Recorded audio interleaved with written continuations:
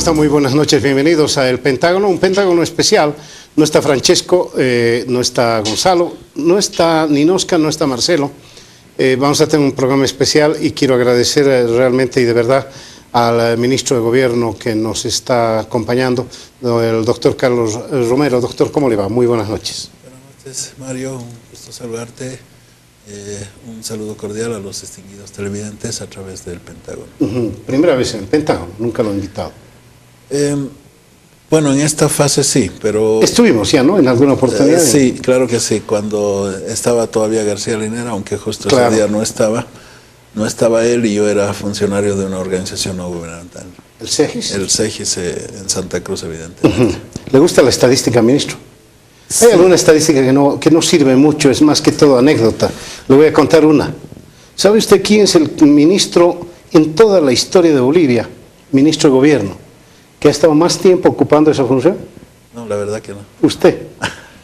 Tiene exactamente hoy domingo 1479 días. Es el hombre que ha estado a cargo del Ministerio de Gobierno más tiempo.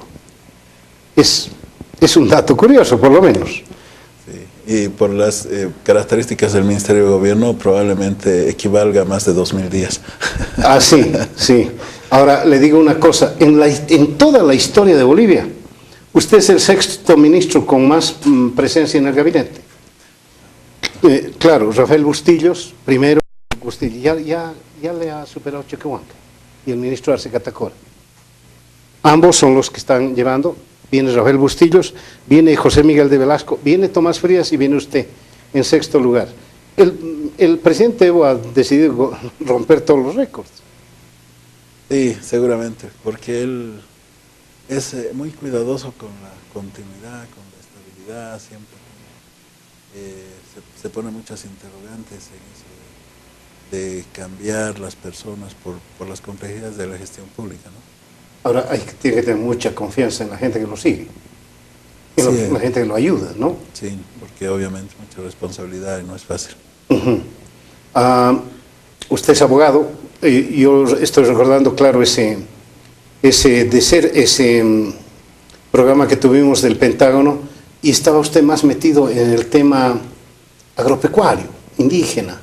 ¿Dónde se siente más cómodo, ahí o cuando era ministro de Desarrollo Rural y Tierras? La verdad que en el Ministerio de Desarrollo Rural y Tierras tenía muchas proyecciones, muchos deseos, porque esa era mi acumulación de experiencia profesional, digamos. Pero en verdad que no tuve mucho tiempo, apenas estuve como 7 meses y una buena parte del tiempo en desarrollo rural la dediqué a la concertación tanto de las autonomías como en la viabilización del referéndum para la Constitución en los consensos en el Parlamento. Fue ministro de la Presidencia también, quizás ahí tenía la posibilidad de jugar con todo. Sí, fui ministro de la Presidencia, muy intenso porque uno tiene una agenda muy estrechamente ligada a la agenda del presidente en realidad y el trabajo es muy exigente. Yo para nada envidio el trabajo del ministro Quintana desde ese punto de vista. Pero sí, evidentemente uno tiene que mirar más transversalmente el funcionamiento del Estado. En mi gestión en el Ministerio de la Presidencia lo más importante fue un encuentro plurinacional que efectuamos en la ciudad de Cochabamba, y a partir de ese evento y de los eventos previos se logró agendas de trabajo conjuntas, particularmente con el sector empresarial, con el sector empresarial cruceño. Logramos también que por primera vez empresarios, indígenas, campesinos, distintos sectores sociales se sienten en una mesa a discutir diferentes temáticas del ámbito nacional. Yo también tengo un pequeño récord, me va a disculpar la falta de modestia. Debo ser el periodista que más tiempo ha cubierto Palacio de Gobierno en la historia. No me voy a remontar a la quema de Palacio de Gobierno con Frías, no, pero 23 años he cubierto Palacio de Gobierno. Y le digo esto porque quiero hacerle una diferencia. El jefe del gabinete siempre ha sido el canciller. El jefe del gabinete económico era el ministro de Finanzas, siempre. El jefe del gabinete social generalmente se alternaban o el ministro de Trabajo o el ministro de Educación. Pero el jefe del gabinete político era el ministro de Gobierno. Sigue siendo así. ¿O ya no hay esas divisiones? No son tan marcadas. En los hechos, el jefe del gabinete político es el propio presidente. Él es el que nos convoca todos los domingos, generalmente entre las 7 y las 12 de la noche. Evaluamos los distintos temas políticos y él los conduce. Y bueno, mejor que es así porque el presidente, una de las características que tiene es precisamente un gran olfato político, ¿no es cierto? Luego los otros gabinetes se mantienen con esa especialización temática, digamos. El gabinete económico, se ha incorporado el gabinete jurídico. Es jurídico, ¿no? Sí, que está integrado por los ministros abogados, digamos, y fundamentalmente vemos las leyes, particularmente aquellas de carácter estructural. Ahora, ¿y el tema del jefe del gabinete sigue siendo el canciller? Eso sí. ¿O es únicamente para efectos de...? Sí, es el canciller, evidentemente, por eso es un poco nuestro portavoz, ¿no? Él es el que nos hace renunciar colectivamente cuando haya que hacerlo, o expresa la vocería de los ministros en los protocolos necesarios. Bien, el Ministerio de Gobierno, tengo la impresión, que a pesar que usted dice, caramba, no quisiera la pega de Juan Ramón Quintana, tengo la impresión que el suyo es el peor. Digo, el peor, el más difícil. Sí, es difícil, es bastante complicado, pero lo importante es que también por la fuerza de los hechos, por la dinámica de la realidad, ya no es el viejo Ministerio del Interior represor, maquiavélico, resistido. Es un Ministerio de Gobierno distinto porque resuelve conflictos, promueve diálogos, trabaja seguridad ciudadana, es un poco la cara social del Ministerio de Gobierno, una faceta que antes no se tenía, y desde ese punto de vista también tiene sus campos de oxigenación y desarrollo distintos. Ahora, en este contexto del Ministerio de Gobierno, he estado leyendo, y ustedes recordar, ¿qué labor cumplen los ministerios de gobierno en un tema que es fundamental, que es la seguridad ciudadana? He estado leyendo otros países y me remito un poquito a la historia. Quien detuvo a Al Capone en los Estados Unidos no fue la policía, el FBI o sus dependencias, fue el Ministerio de Hacienda, con todo lo que era inteligencia, etc.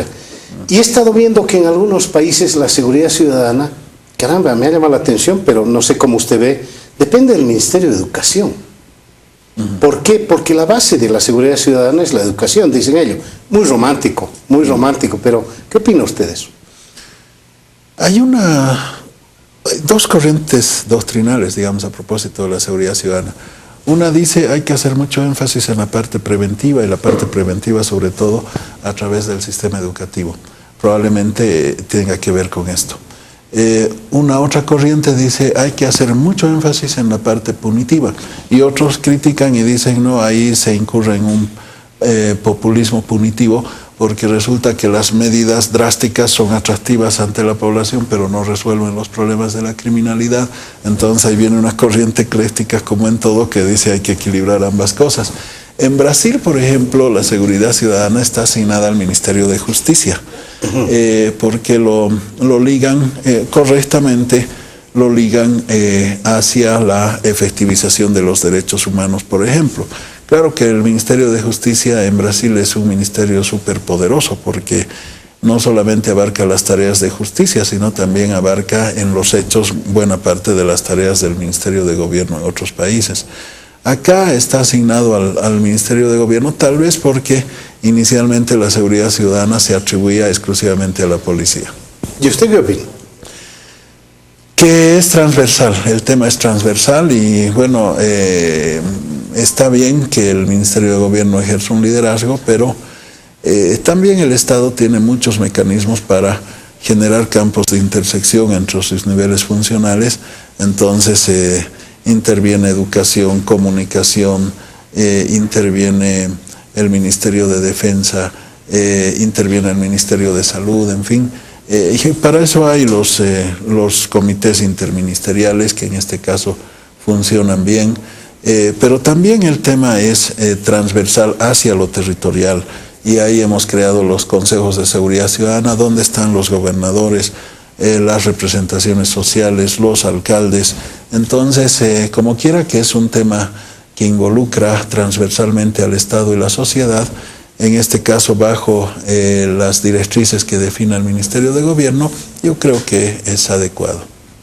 En todo caso, seguridad ciudadana, es decir, hay gente que sale a hacer encuestas y hasta hace algunos años decía empleo, el tema económico.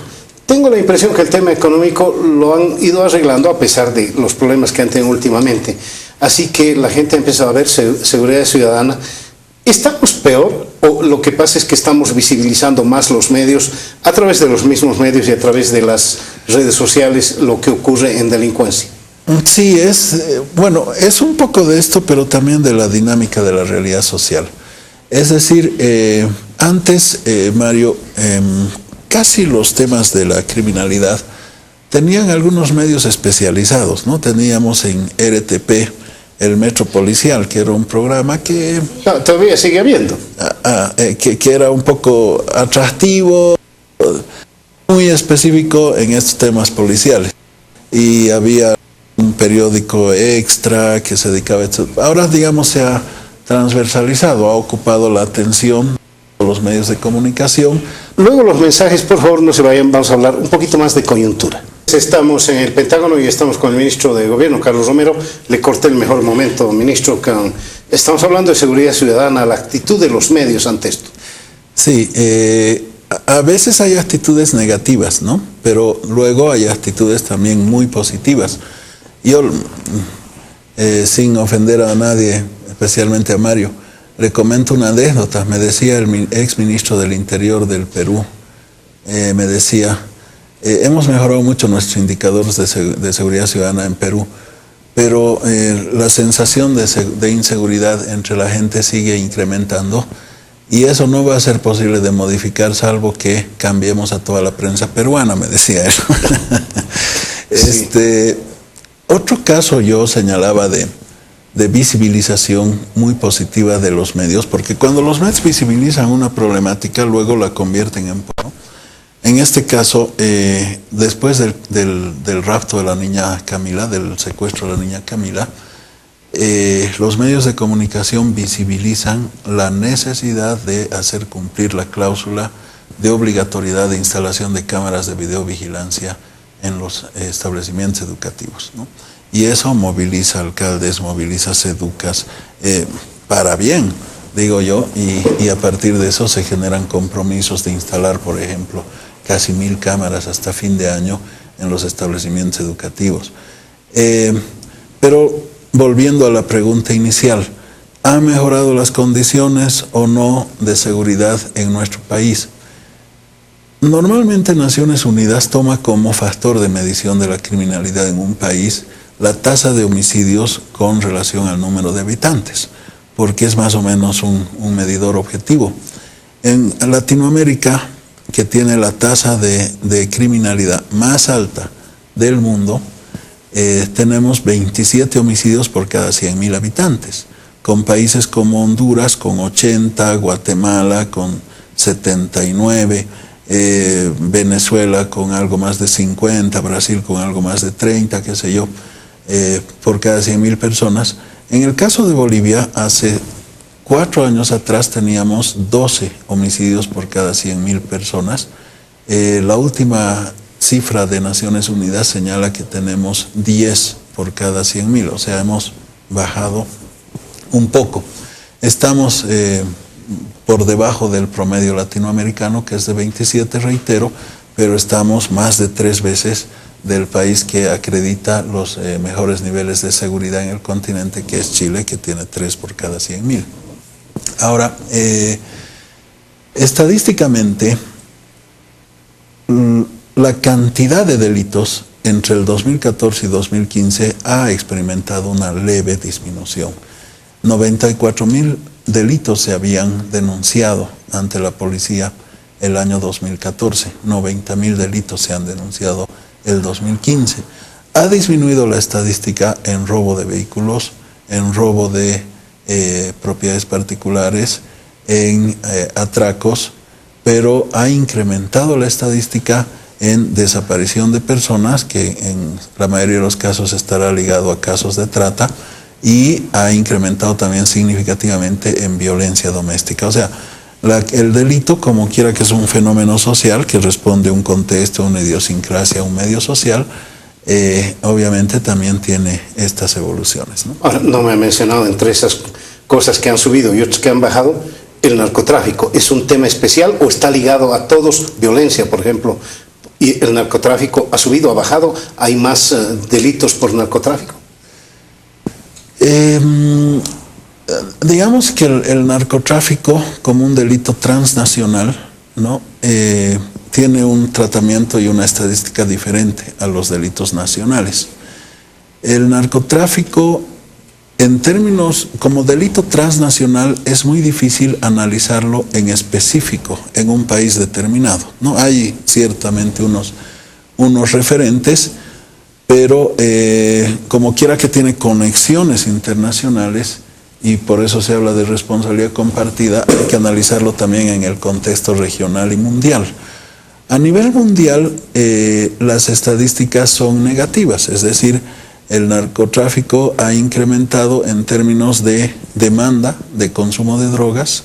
La demanda de consumo de drogas se ha expandido territorialmente al Asia, se ha incrementado en Europa y ha mantenido sus niveles más altos en Estados Unidos. A nivel de oferta también se ha expandido, porque ahora tenemos no solo las drogas convencionales, la cocaína, la marihuana, el opio, sino tenemos las drogas no convencionales, las drogas sintéticas, ¿no? Los diazepanes, estos compuestos químicos que muchas veces se comercializan a través de la industria farmacéutica, inclusive un comercio ilegal, pero comercio al fin. Como quiera que son muy accesibles económicamente, estas drogas sintéticas han ido alcanzando también a sectores poblacionales más vulnerables, especialmente jóvenes. O sea, en términos globales, reproduciendo, diríamos, las evaluaciones que se han hecho en la última reunión de UNGAS en Nueva York, donde diferentes líderes políticos han presentado las experiencias de sus países, hay una coincidencia generalizada que las estrategias de lucha contra el narcotráfico, contenida en 3 instrumentos internacionales a partir de la Convención de Viena, no han dado resultado positivo para la comunidad internacional. En el caso de Bolivia, Bolivia se mantiene como país tránsito. La producción de droga está localizada en 5 municipios en Santa Cruz y está localizada en algunos municipios del Beni. Claro, es una producción que se ve facilitada por este método colombiano, donde ya pequeñas factorías móviles pueden desplazarse de un sitio a otro. Ya no son esos grandes complejos que existían antes, pero al mismo tiempo, digamos, no configuran todavía a nuestro país en la condición de productor. Tampoco hemos caído en la condición de país consumidor. Por ejemplo, Brasil era país de tránsito hace algunos años, hoy día es país de tránsito y de consumo. Bolivia sigue todavía, afortunadamente, con niveles bajos de consumo de droga, 0.3% de la población en cuanto a consumo de cocaína y 1% de la población en cuanto a consumo de marihuana, de acuerdo a datos trabajados por la Universidad Católica, por encargo del gobierno nacional, o sea, un estudio oficial. Todavía, entonces, no somos consumidores, hay que seguir trabajando, obviamente, para bajar las cifras de consumo que tenemos ahora, pero sí el tema del tránsito es un problema en el que somos muy vulnerables para la droga, para los precursores, para la trata de personas, para el tráfico de mercancías. Es decir, nuestra ubicación geopolítica concéntrica, nuestros 7.000 kilómetros de frontera, nuestras fronteras porosas nos hacen vulnerables en ese aspecto. País de tránsito, hay que explicarlo. Se produce droga en el Perú, viene por Bolivia, entra al Brasil. Pero, ministro, yo tenía la idea de que teníamos como 20.000 hectáreas de coca, que muchas de ellas se va al narcotráfico. Eso no nos hace país de tránsito, nos hace productores, ¿o no? Productores, pero Si tomamos dos datos, primero el oficial de Estados Unidos, ¿no? Que dice, el del Departamento de Estado, que dice del 100% de la cocaína que ingresa a Estados Unidos, 95.5% proviene de Colombia, 3.5% proviene del Perú y 1% proviene de Bolivia. Entonces, tenemos una producción, digamos, diametralmente baja con relación a otras. ¿1%? 1%. O sea, nada. Sí, 1%. Este es el justificativo por el cual también ellos sustentan que han dejado de apoyar económicamente al país en lucha contra el narcotráfico. Luego, si tomamos el dato de Europa, en Europa se tiene el siguiente dato. El 60% de la cocaína que ingresa a Europa tiene como territorio tránsito Brasil y como origen de esa droga preferentemente Perú, ¿no? Obviamente como tránsito el territorio boliviano, indudablemente. Es decir, hay producción de droga en Bolivia, producción de cocaína, fundamentalmente en Kilómetro 7, Nuevos Horizontes, San Germán, Santa Fe de Yapacaní, en estas poblaciones cruceñas. Perdón, ¿eso es departamento de Santa Cruz? Sí, es la provincia de Chilo. Ya. Fundamentalmente ahí tenemos la producción de droga, ¿no? Por eso hemos tomado dos medidas en este caso. Hemos instalado un cuartel de Humopar que fue resistido por pobladores locales, inclusive de Yapacaní en un primer momento, pero finalmente lo hemos instalado y hemos instruido la multiplicación en 4 veces de la cantidad de operativos en esa zona. Ahora, de todas maneras, tenemos producción de cocaína. No es una producción, reitero, que alcanza la cantidad de otros países. En el caso del Perú y Colombia se ha disparado en los últimos años. En Colombia teníamos 62.000 hectáreas cultivadas con coca, ahora tenemos 97.000 en la gestión 2015. Y en el Perú, de algo más de 40.000, está alcanzando la cifra de las 60.000 hectáreas. ¿Dónde se ha multiplicado en el Perú? Fundamentalmente en la zona del Brain, del Valle de los Ríos Apurímac, N y Mantaro, donde hay una expansión de cultivos de coca. Esta zona del Brain es colindante a la Amazonía boliviana.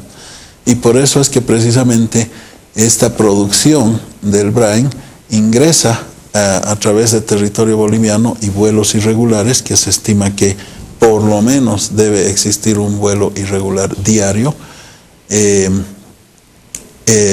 luego son enviadas estas drogas al Brasil preferentemente.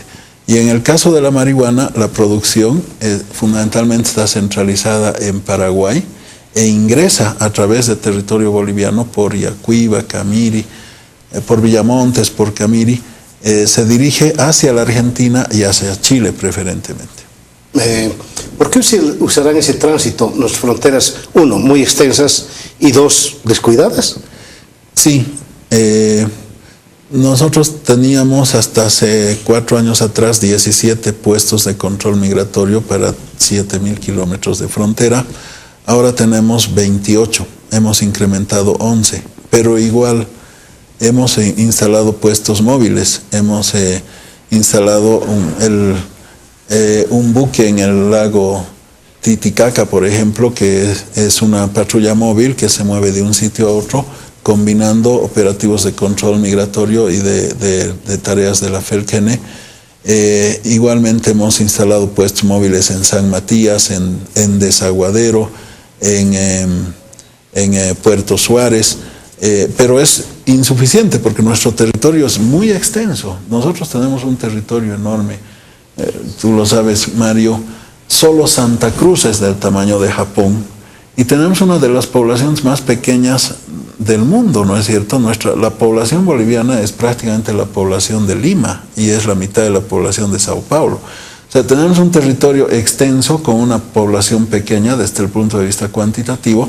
La población pequeña en un territorio grande hace que la población esté dispersa, que los mecanismos de integración sean difíciles y que la presencia institucional del Estado, sobre todo en zonas de frontera, sea muy débil. Entonces, por eso es un lugar ventajoso, digamos, para el trasiego de droga. Perú tampoco tiene pleno control sobre sus fronteras. Ha instalado algunos radares, pero no tiene una cobertura total de su espacio aéreo. Brasil tiene instalados 176 radares. Claro que Brasil es el tamaño de un continente, pero igualmente tiene dificultades de cobertura total de su espacio aéreo, porque su tecnología no es de punta, no es la más moderna precisamente ahora, ¿no? Nosotros yo creo que vamos a estar en muchas mejores condiciones con los radares que se ha comprometido a instalar con Francia. Bien, hemos hablado con el señor ministro en primera instancia de seguridad ciudadana, en esta segunda de este tema que siempre nos identifica infelizmente a los bolivianos cuando viajamos, drogas. Luego los mensajes, por favor, narcotráfico. Hace poco, ministro, un mes creo, han detenido el cargamento de clorhidrato de cocaína más grande de la historia. Sí. Yo me preguntaba, quizás un poco cínicamente y algo en sorna, ¿quién se hace agarrar con tanto clorhidrato? ¿De dónde venía esa droga? ¿De dónde es? Todavía no se ha cerrado esa investigación, pero yo preliminarmente me inclinaría por la hipótesis de que esa droga se la ha copiado y ha sido producida en el país, ¿no? Uh-huh. ¿Esto por qué? Porque la empresa que camufla el traslado de la droga es una empresa de servicios de comercialización. Entonces, es una empresa que opera con minerales producidos en el país. A diferencia del caso de la baritina, que fue también un operativo similar con una menor cantidad, claro, pero en ese caso la baritina estaba cruzando por territorio boliviano como tránsito. Entonces ahí se puede presumir que el cargamento no tenía origen en territorio boliviano. En este caso se puede presumir que tiene origen en territorio boliviano porque la empresa opera con materiales que exporta del país. No es una investigación cerrada, pero es la hipótesis más próxima. Ajá. Bien, ¿cuánto era, José Antonio? Dime nomás. ¿Cuánto? 7.5 toneladas. Es muchísimo, ¿no? 7.5. Sí, el récord era algo más de 4 del caso del narcoavión y este es el récord histórico.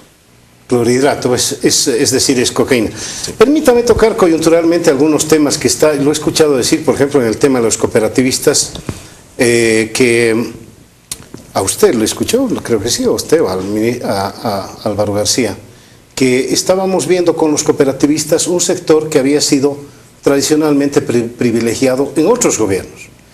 Ministro, ya están 10 años, podían haberle quitado esos privilegios, pero yo me estoy preguntando, ¿no es el sector cooperativista y el sector cocalero una suerte de monstruo de Frankenstein que se han creado ustedes y que ahora va a ser difícil detenerlo a pesar de los esfuerzos que están haciendo? Sí, bueno, yo opino que hay unas diferencias cualitativas en ambos sectores, porque hay un sector, el sector de los cocaleros, que tiene una mayor conciencia, tiene una vocación estratégica, política, en fin. En este caso, el cooperativismo minero tiene una actitud más bien pragmática. Y es verdad, ha acumulado una serie de ventajas, de beneficios otorgados por el Estado, la mayoría de los cuales se han mantenido en nuestro gobierno, pero hay un privilegio que se les ha cortado. Y es obviamente el que está explicando sus movilizaciones y su reacción. Antes las cooperativas mineras podían suscribir contratos de asociación.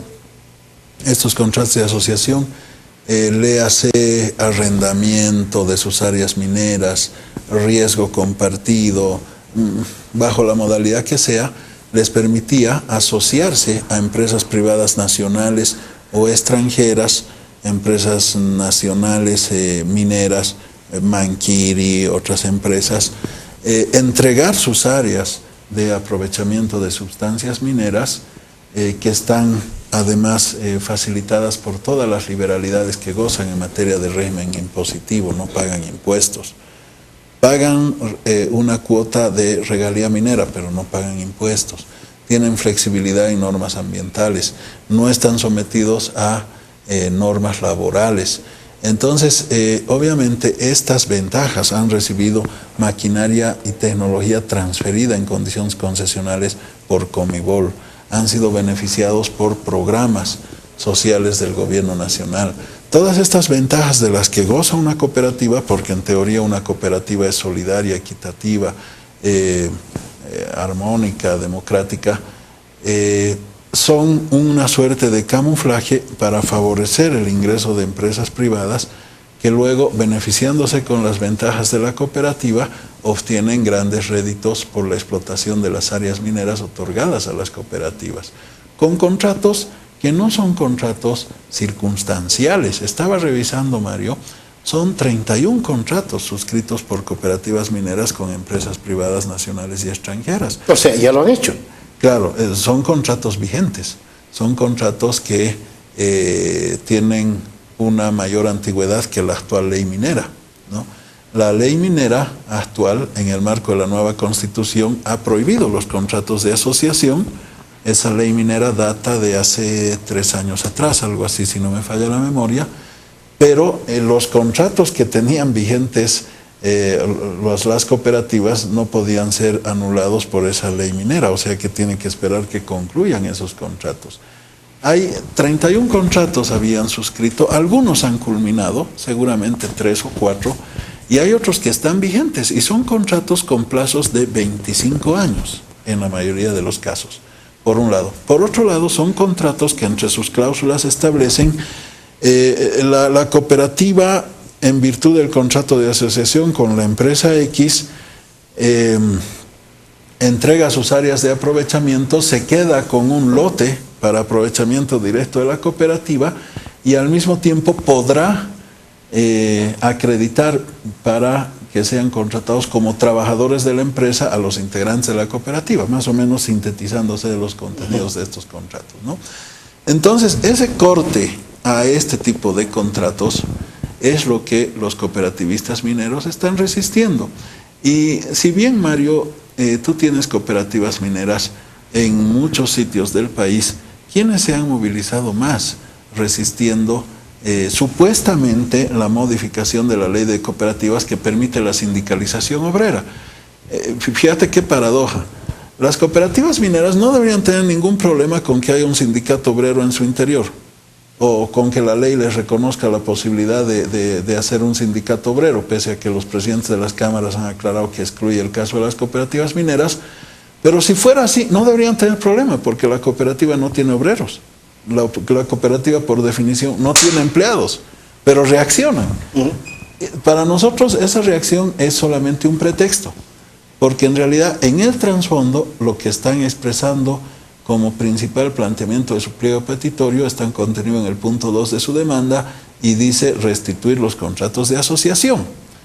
De tal modo que esos contratos de asociación que fundamentalmente se han suscrito en cooperativas de La Paz y cooperativas mayoritariamente de Potosí, explican también el carácter de la violencia que ha adquirido la movilización, especialmente en el departamento de La Paz. ¿Qué le impide a una empresa privada venir y decir yo quisiera trabajar acá? Tendría otro tratamiento, ¿no? Otro tratamiento, sí. Mayores impuestos, etcétera. Al cooperativismo le dan ventajas. Exactamente. Si una empresa quiere operar, bienvenida, porque las empresas privadas están reconocidas constitucionalmente. El Estado puede otorgarles áreas de aprovechamiento en industrias extractivas, en este caso de la minería, pero tendrían que pagar impuestos, tendrían que incorporar tecnología moderna, tendrían que respetar las normas ambientales plenamente, tendrían que respetar las normas laborales plenamente, ¿no es cierto? Entonces, obviamente se mueven en otras condiciones. Tiene una brigada parlamentaria, además. Que está asociada circunstancialmente al MAS. Efectivamente, tienen una bancada orgánica del sector cooperativista, pero no es uniforme. No es uniforme, Mario, por 2 razones. La primera, porque los auríferos ya se han organizado aparte de FENCOMIN, y segundo, porque no podemos poner en una sola bolsa a todas las cooperativas mineras. La mayoría de las cooperativas mineras son pequeñas y trabajan por cuenta propia y trabajan bajo las condiciones de riesgo que caracteriza la actividad. Unas cuantas cooperativas trabajan con empresas privadas y son estas las que están impulsando esta movilización. Tengo, creo, tiempo para tocar un par de temas más. Uno que es estructural, que tiene que ver con la policía. Acaban de cambiar a un comandante, entiendo que es potestad del presidente cambiar al comandante, pero en esta época, uno, me ha llamado la atención. Dos, cuando entró Hugo Moldis, dijo, vamos a hacer un cambio estructural de la policía, y creo que estaba queriendo hacer. Y me temo mucho que Hugo Moldis ha sufrido un pequeño rigor de que la policía no quería ese cambio estructural tan como lo planeaba Moldis. ¿Cómo está su relación con la policía? ¿Cómo está la relación del gobierno con la policía? ¿Hay posibilidad de una reestructuración? Sí, sobre el nuevo comandante, muy rapidito. El anterior comandante fue nombrado después de la circunstancia de la fuga de Belaunde, que hizo caer al anterior comandante y al anterior ministro de gobierno, ¿no? Entonces, por eso la periodicidad no ha cuadrado bien. Luego, ¿hay condiciones para una reforma en la policía? Sí, efectivamente. Pero yo no entiendo jamás que una reforma policial se basa en una cacería de brujas. Una reforma policial tiene que desarrollarse bajo un concepto de integridad, bajo un enfoque transversal, bajo un enfoque de modernización y potenciamiento institucional. Hay dos experiencias que a mí me gustan de reforma policial, o tres inclusive, la de Chile, la de Colombia y más recientemente la de Ecuador. Tienen algunos rasgos comunes. Primero, han trabajado progresivamente para mejorar las condiciones materiales de vida y trabajo de la policía. Segundo, para cualificar a sus integrantes. Tercero, para desconcentrarlos territorialmente y acercarlos a la comunidad. Cuarto, para potenciarlos tecnológicamente. Entonces, digamos, bajo estos conceptos a los que podríamos sumar la estabilidad en la especialidad que necesitamos en el caso de Bolivia, la disminución de las asimetrías entre Esbapol y Anapol, bajo esos conceptos evidentemente estamos trabajando una propuesta, pero que ha partido de un diagnóstico que en algún momento se lo voy a mostrar. Es un diagnóstico cuyos materiales podrían llenar la mitad de esta sala, ¿no? Porque se han hecho con muchos equipos especializados. Entonces queremos hacer una cosa muy bien trabajada, que además se vaya internalizando en la policía para que vaya asumiendo su proceso de reforma y modernización, y que no sea una experiencia más frustrada, porque muchas reformas se han hecho en el país a la policía, pero todas han fracasado. Sí, bueno, y está muy militarizada la policía. Es decir, tienen los mismos manejos, los mismos grados que la policía. Hace unos días ha muerto el general Quinteros, que fue el primer general de la policía, pero ahora todo está muy parecido a la policía. Subteniente, teniente mayor, teniente coronel, coronel y generales de la policía. ¿Habría posibilidad de cambiar eso? Sí, porque nace bajo un concepto muy prusiano la policía, ¿no? Bajo muy militar. De hecho, estaba subordinada funcionalmente a las Fuerzas Armadas y tenía un rol prácticamente militar, sobre todo en las épocas del Plan Cóndor y demás. Ahora, obviamente, los ingleses han inventado la categoría de policía comunitaria, y siempre me acuerdo que alguien me interpeló en el Parlamento y me dijo, ¿usted quiere hacer la policía comunista? No, los ingleses la inventaron en el sentido de acercar la policía a la comunidad, y acercar la policía a la comunidad significa romper sus estructuras excesivamente concentradas de mando, descentralizarlas hacia la sociedad, ¿no es cierto? Entonces, una experiencia que en el caso de Ecuador en el último tiempo está resultando positiva. Y posibilidad de que las mujeres tengan mayor apertura. Bueno, hay un montón de damas cadetes, ¿no? Y tuvimos una subcomandante policial. Sí, pero es un fenómeno del último tiempo, porque justo anoche estábamos revisando y veíamos que en muchas promociones no hay ni una sola mujer. Por ejemplo, la próxima promoción, 86 creo que es la que le toca el comando, no tiene ni una sola mujer. El próximo Estado Mayor no va a tener mujeres. Pero luego las últimas promociones sí, están teniendo una mayor cobertura hacia mujeres. Hay un fenómeno creciente de ingreso de mujeres. Hay también actitudes muy machistas dentro de la policía que hay que corregir. Y el otro desafío, el 97% de la policía es de Occidente y el 3% nomás de Oriente. Entonces también es bueno siempre tener policías de todos lados porque la criminalidad pues es un fenómeno que responde a la idiosincrasia local también. Empieza una semana difícil, sobre todo con los cooperativistas. Me imagino que los he visto más tranquilos. Sí, yo creo que también pesa mucho el estado de opinión pública. Yo creo que hay una opinión pública mayoritariamente adversa a la demanda central y a los métodos violentos de los cooperativistas. Ojalá que ellos lo estén racionalizando y se den cuenta que no es el camino para alcanzar sus demandas. Sí, se ha puesto antipática esa protesta, sobre todo cuando usan dinamita. Algún rato van a tener que derogar el decreto, aunque yo entiendo la ley está por encima del decreto. Ministro Romero, no sabe cómo le agradezco haberme dado esta deferencia de estar en el Pentágono. Gracias. No, al contrario, muchísimas gracias. Para mí un privilegio, Mario. Gracias. Le quiero agradecer a Daniela Camacho, la producción a todo el equipo técnico del canal universitario, al Observatorio de Medios de Comunicación y Opinión Pública que sube este programa al YouTube, pero sobre todo a ustedes por habernos seguido.